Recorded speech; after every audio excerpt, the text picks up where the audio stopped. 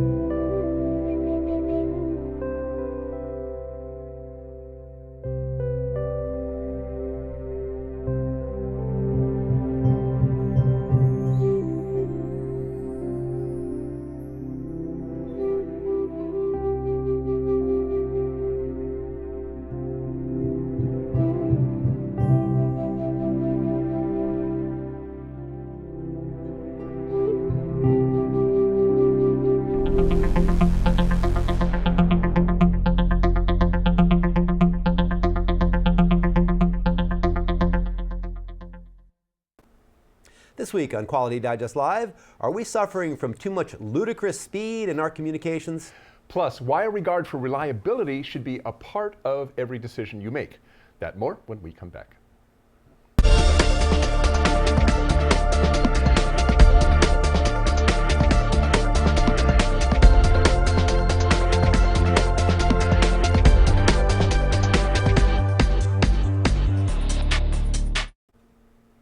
Welcome back to Quality Digest Live for February 19th, 2016. QDL is your weekly look at who and what is making the news in the world of quality. I'm Mike Richmond, publisher of Quality Digest. Now you are, and I'm Quality Digest Editor-in-Chief, Dirk Ducharme. Well, manufacturers in search of the most effective, fast, and green way to keep coordinate measuring machine probes dirt-free and error-free should use a dry ice technique known as carbon dioxide snow cleaning. This advice appeared in the article Snow Better Way to Clean Coordinate Measuring Machine Probes. Snow Better Way. Very cute. At phys.org, and that's not fizz as in, F-I-Z-Z. That's Soda. fizz as in phys.org. Sure. As in physics. This advice came from the manufacturing metrology team at the University of Nottingham in the UK, which has designed and developed an interesting method of snow cleaning, specifically for CMM styli. This after finding that general cleaning solutions available on the market today were kind of unfit for the purpose. So as any of you who work with probes know, whether we're talking a CMM probe or a probe on a inline measurement equipment like CNNs or something like that, you know that measurement error can occur on the stylus tip if it becomes contaminated with tiny particles and then touches the surface. And this can lead to errors that sometimes are 10 times greater than the standard error margin expected of the instrument. Now, if you think about it, a CMM, a really high-end lab-grade CMM is, perhaps 1 or 2 microns, whereas a piece of smudge on a probe can be 30 microns or 40 microns. So probes do have to be cleaned, and very often they use some sort of maybe alcohol or some other method of getting grime off of it or particles off of it. Well, after testing several various cleaning systems, researchers at the University of Nottingham determined that using a high-velocity stream of CO2 gas and small dry ice particles, a technique known as snow cleaning, is actually the best method for cleaning styli. The dry ice strikes and cleans the surface, clearing any particles in thin layers of organic residue just as effectively as solvents, but with no chemical reaction or abrasive processes. So the idea is the little dry ice particles in the CO2 is hitting the surface, kind of blasting anything off of there, including oils, organic stuff, and leaving the probe perfectly clean. Their process is intended for on-machine cleaning, so what they did, and I think we have a picture of this, they used 3 nozzles placed equidistant around the probe and activated the stream simultaneously. You can see it there in the picture, kind of a pie shape with the probe there in the middle. They activated the jet simultaneously so that the probe isn't subjected to a lot of stress. I mean, if they were just kind of try to blast it from one side and maybe rotate the probe, which would be another way of doing it, you'd be deflecting the probe too much possibly. So the idea is kind of hit it simultaneously from all sides, and you're basically keeping the probe in place without stressing it. So kind of an interesting way of cleaning your probe. So if you're interested, take a look at the article, track out there to the article, and I think from there you can get enough details where you can research this at the University of Nottingham. There in the UK. For you guys who use CMM probes. There we go. That's right. Well, speaking of CMMs, actually this next story is about using a CMM as well. The National Institute of Science and Technology recently published a case study titled NIST Performs Critical Measurements for James Webb Space Telescope, which we linked out to in Wednesday's issue of Quality Digest Daily. The Webb telescope, as many of you know, is a fantastically advanced space observatory that is scheduled to launch in October 2018, at which time it will largely supersede the Hubble Space Telescope, which first launched in 1990. The Webb telescope should give scientists unparalleled insights into the age, size, composition, and overall nature of our universe. That's, of course, if the thing works properly. There have been numerous delays. Not to say anything about the Hubble, well, of course, this one too. The Webb, did nobody measure that mirror? The Webb Space Telescope as well, we know, has had a few delays, been a few cost overruns on the project, which was first actually conceptualized way back in 1996. According to the article, NIST is working hard to accurately measure components of the Webb telescope to ensure that they're ready for launch. Specifically, the Institute is measuring the composite titanium and stainless steel parts, and you can see it right there, that support the structure that houses the 6.5 meter diameter mirror. When you factor in the optics and instruments, this mirror weighs in at a tidy 2,400 kilograms. Ooh. That's the entire structure of this thing. So 6.5 meter diameter mirror, 21-foot mirror.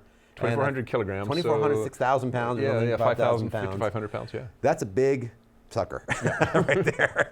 As John Stope, one of the mechanical engineers working on this project, commented, when you have something like this and you bring it into orbit, you can't go up into space and reposition it. This makes sense. If something kind of goes out of position or alignment, makes sense. Well, NIST's work on this project focused on measuring 4 alignment mounts that support the mirror's supporting structure. Now, to do this, they use their M48 coordinate measuring machine, which is the most accurate tool in the world for measuring parts on this scale. The mounts are 200 millimeters on the side and 150 millimeters high. To negate thermal effects, NIST performed these measurements in a room controlled to the level of thousandths of a degree. Wow. As a consequence of the accuracy of the CMM and this level of thermal control, NIST was able to meet NASA's tolerance of 5 micrometers for these mounts, which is really a rather stunning degree of precision for mounts of this nature. Yeah. And you know, NIST always does impressive work. This is really impressive that you could get that level of accuracy, right? And you know, to control it thermally, but you have to. You talked about how schmutz can be, you know, can be 30 microns or whatever. I mean, you know, so you know, temperature also we know obviously can affect measurements really a lot too. So getting that control to the thousandth of a degree is pretty incredible thing. So NIST working with NASA is getting this ready to go. Hopefully, fingers crossed, we're going to meet this launch date in October 2018 and get this thing up in the air and get some interesting data. Hopefully they won't have to put a contact lens on it like they did with the Hubble. Hubble, yeah. A couple little problems there. Well, speaking of space, okay, where did this come from? Prepare ship for hyperspeed. No, light speed is too slow. We're going to have to go to ludicrous speed. I remember that scene. And actually from Spaceballs. There you go. And I actually saw it in Bruce's article too. So. And actually, my other favorite line from that movie, there's a bunch of them walking across the desert, and they're dying of thirst and all that. They say only one more dune to go. Right. No, you said that 3 dunes ago, which at the time made me really laugh because like the Dune series by Frank Herbert had already gone there was like 4 or 5 and then getting worse as time goes on. Just one more dune to go. Yeah. What were we talking about? I don't know. That's right, Bruce Hamilton's article. Ludicrous Speed also happens to be the title of Bruce Hamilton's, that's the old lean dude, latest article. And in essence, he asked the question, is fast, ludicrously fast, really good? He takes a bit to get there, traipsing through maybe 60 years of computer history.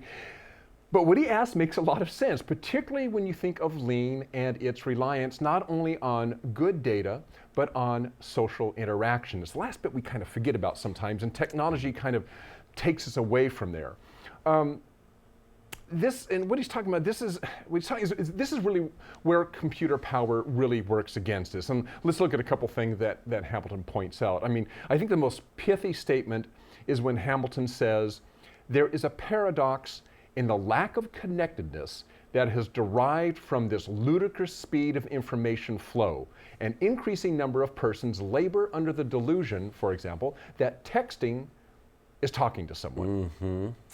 Lack of connectedness. Mm-hmm. Yeah, we have a lot of information, and the problem is we begin to depend on our modes of communication as opposed to the communication itself. So it's so easy to sit at my desk and shoot off an email, or to text somebody as opposed to, I don't know, like maybe walking across the building to talk to them in person. Yeah. And it is not the same type of communication. Well, you know, I mean, we looked at this from both ends. I mean, going to the Gemba. Can you go to the Gemba from your computer? I mean, in a certain sense, maybe you can. Well, but in another sense, you really can't. Well, and he actually makes that point. Mm-hmm. So we think sometimes that collecting data, or a lot of people make the mistake that collecting data from the manufacturing floor electronically is the same as going out there and seeing it. And he doesn't kind of say this specifically, but he does allude to it, that is not going to the Gemba. I mean, unless you actually go out on the manufacturing floor and really see what's going on, that helps you put that data, which is good stuff, data's good, but it helps you put it in context. The data by itself, separated from the context of being there in person and maybe talking to some people in person, puts a whole different spin on the data than if you just collect data and look at it, no matter how fast you can get it or how well you can crunch the numbers, right? You've got to go out there and see it in person. It's this lack of connectedness that causes the problem. I mean, he says, that we can collect data at ludicrous speed and process it at ludicrous speed, but he kind of hints that this has kind of made us lazy when it comes to personal interaction, which is key to any management, whether we're talking lean management or quality management or any kind of management. There's this nuance of personal one-on-one communication that you don't get from texting or even emails. And I mean, if you think about it, it's silly sometimes. I mean, and we've all done this, we do it, is we will text somebody who is literally across the room or across the building, let's say, probably not across the room, but across the building, right? Rather than go over there, meet with them in their office and ask questions and discuss it, we try to do it by email, which number one is grossly inefficient. You can have a 5-minute conversation that'll take you, all day to do by email. But also, again, you lack the nuance that comes in from just talking one-on-one. And I'm going to put words in Hamilton's mouth, but I think he would agree, as you said, that there is no such thing as the virtual Gemba. You can't examine the shop floor electronically. You have to go out there. Finally, there is the problem that speed makes us inefficient. Why is it, for instance, that computers are literally 1,000 times faster than they were, let's say, 30 years ago, but Microsoft Word and other programs are hardly any faster at all? Why is that? Computers have gotten faster. Well, programmers, there's a word out there, software bloat, have become so reliant on computers making certain operations faster that we hardly pay attention to the inefficiency of the software itself. And I would say, and I think Hamilton would agree, that this spills over into how we use computers as well.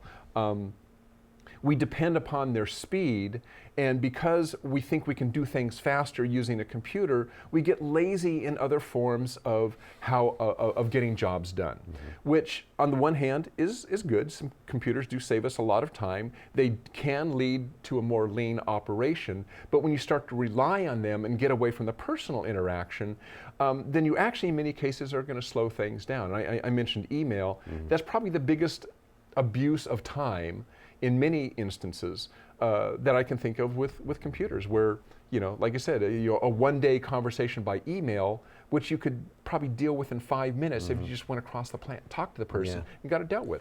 Well, I know for me, I'm a big email guy. You know that. You see how much email I send you every day. I'm a big email guy. What I like about email is you have the paper trail, that electronic paper trail. I mean, when I do a phone conversation with somebody, I generally annotate it somewhere, so it's like I feel like I'm duplicating the effort. So there's pros and cons to all this, and I understand why, as a creature of this myself, why it becomes a habit that you fall into, because it is efficient in a certain way. Yeah. But it is also very inefficient. When you are managing someone and they're doing a physical job on a floor, you got to go and you got to see what that person's doing and see them do the work.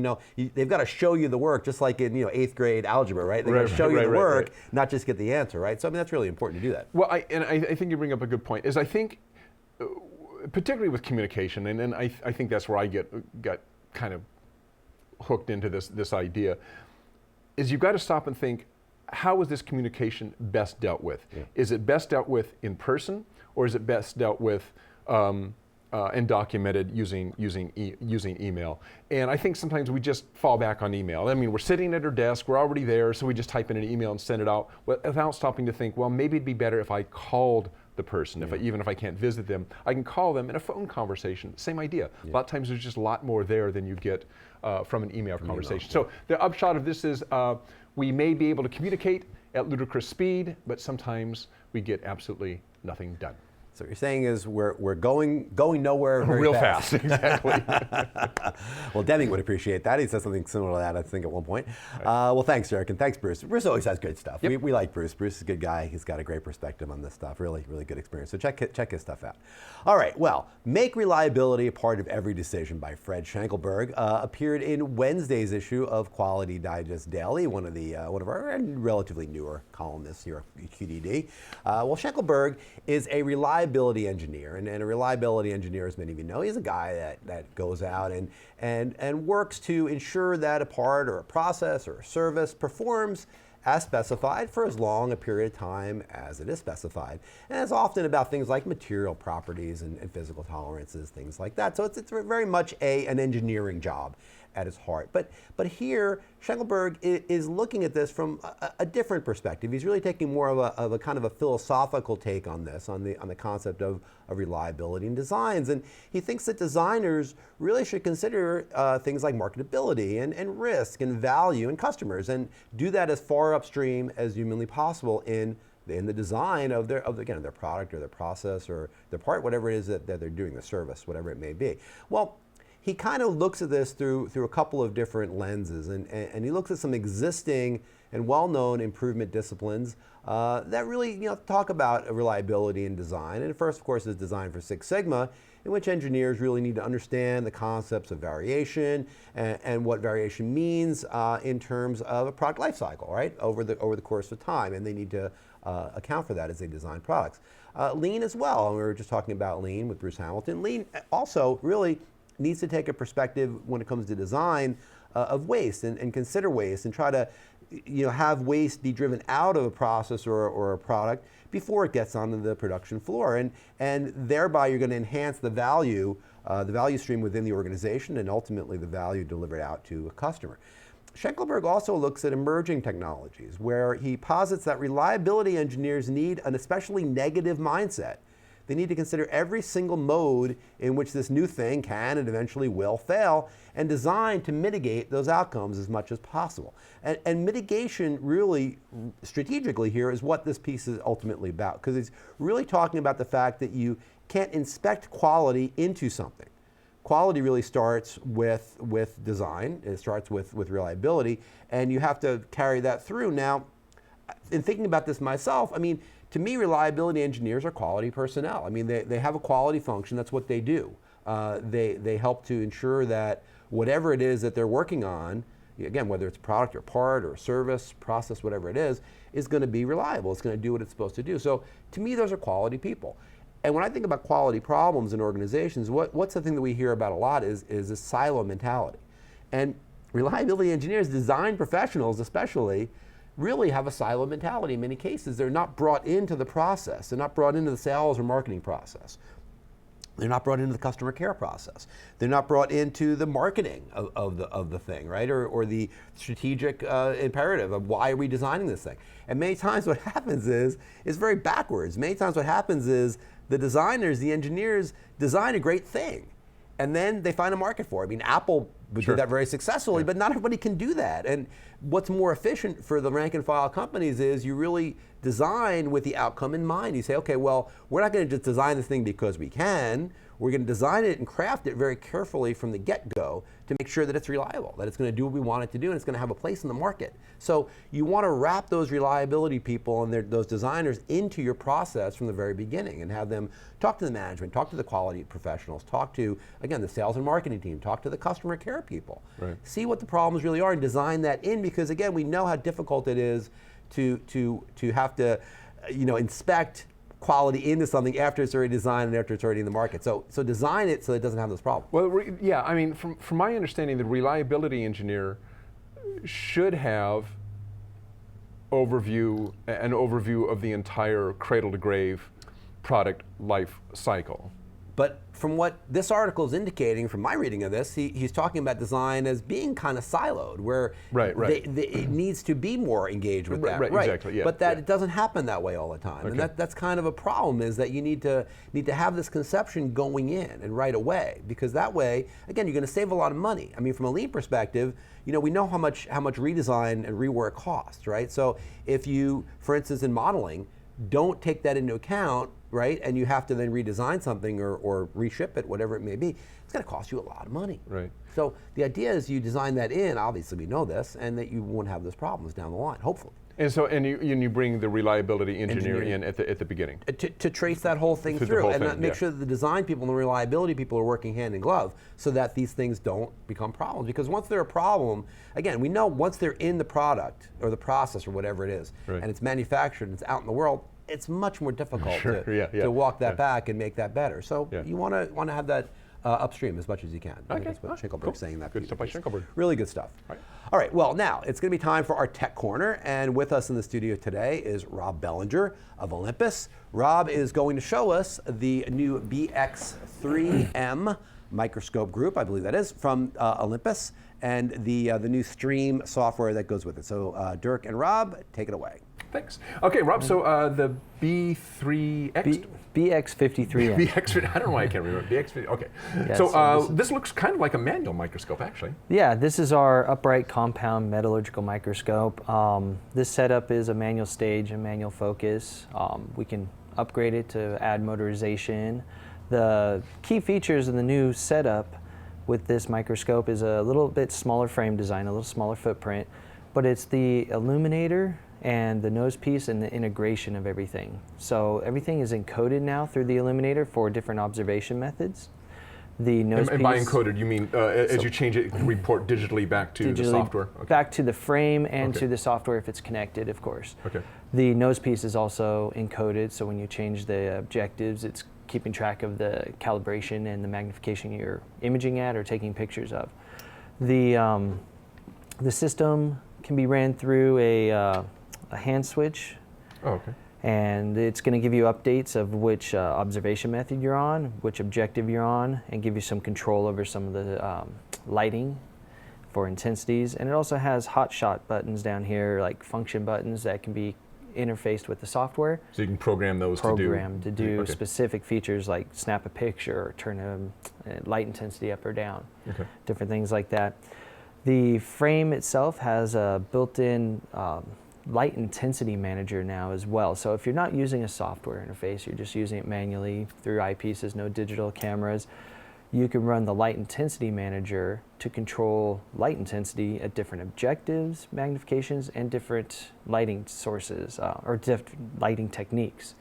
So bright field, you might not want it to be so intense in the light, and if you switch to dark field, you might want the intensity turned up quite a bit. So that can all be programmed through the light intensity manager, and since it's reading through the encoded feedback, when you make that change, it automatically adjusts the light. The lighting on these frames are also LED now, so no more external halogen, it's all LED lighting for longer life, cooler temperatures. The frame can be set up for transmitted and reflected light. We offer a lot of different configurabilities of the tool.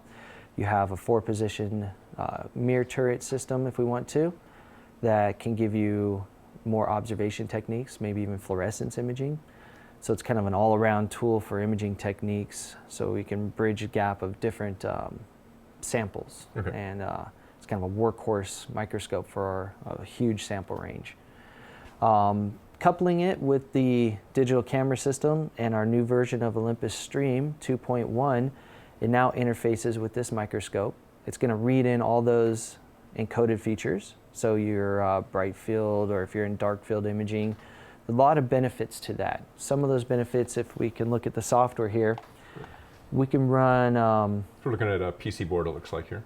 Yeah, just something real basic. We can look at different observation methods. So we have bright field, dark field, pole scope observation methods. One of the new features that's key here that we just launched is a mix mode feature. So when we run mix, it's going to run a mixed light through dark field. That is a quadrant LED light source, and it's going to allow us to mix that dark field and quadrant lighting technique with bright field imaging, polarized light imaging, even fluorescence imaging, to give us a lot more lighting techniques and contrasting techniques. And how might that look on this sample? Well, I can actually show you the hardware again here. We can show you the mixed light source. So this goes in and it has the different quadrant lights, and with that hand switch we can actually rotate around the quadrant lighting. So when we look back on the sample here again. And this is an LED light source right there then? This is an LED light source with 4 different quadrants that can be angled at different degrees. And if we go back into the software, if we choose our mixed light here, so what we see live on the screen right now is just normal bright field. But if we turn on our mixed light, we're able to get a little bit more definition around the edge of the sample, wherever protrusions or something happens off the surface.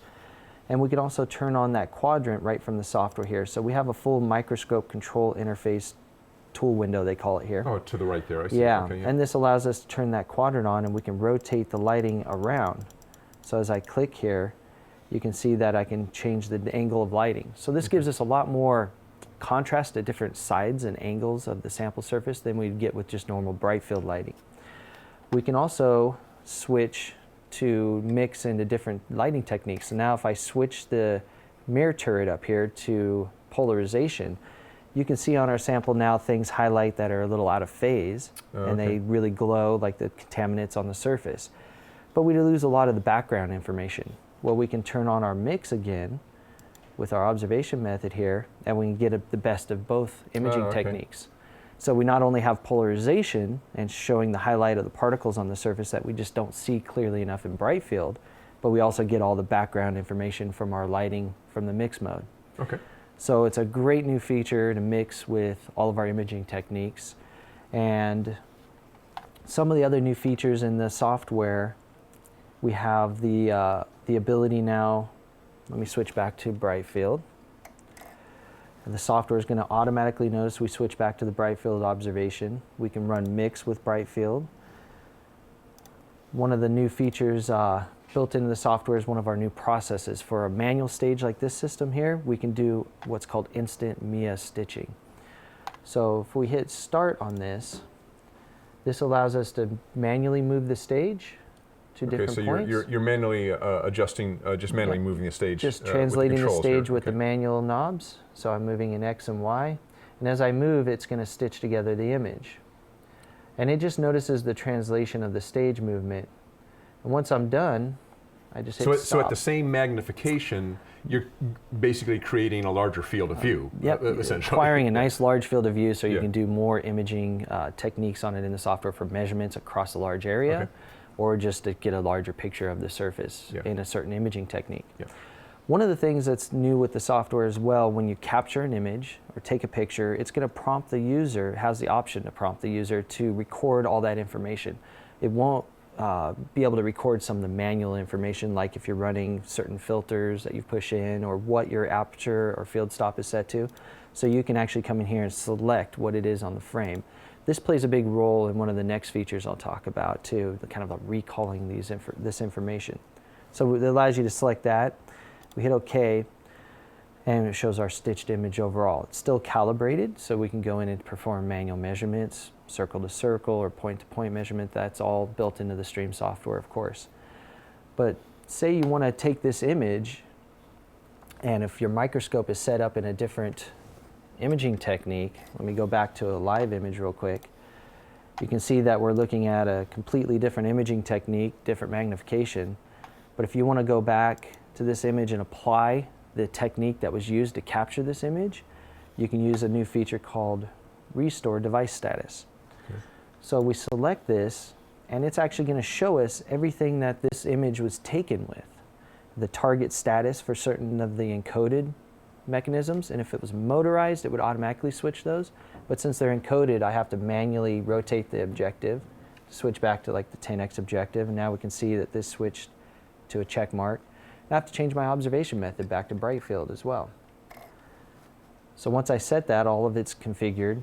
Any of the manual stuff, like the aperture stop controls, it prompts you up here what to set them to manually. Okay, so whatever people manually entered, that information just shows up here. Information back that you can put in the right filter set and aperture and all that sort of stuff, as long as that person annotated it earlier with what was in that saved profile. That when we took that picture, that prompt window came up asking you to record those values. Okay. So as long as they've recorded them, you can reset back to them. When we hit OK, we can go back to our live image now, and it's going to be at the same mag and the same contrast and lighting techniques as the captured image was.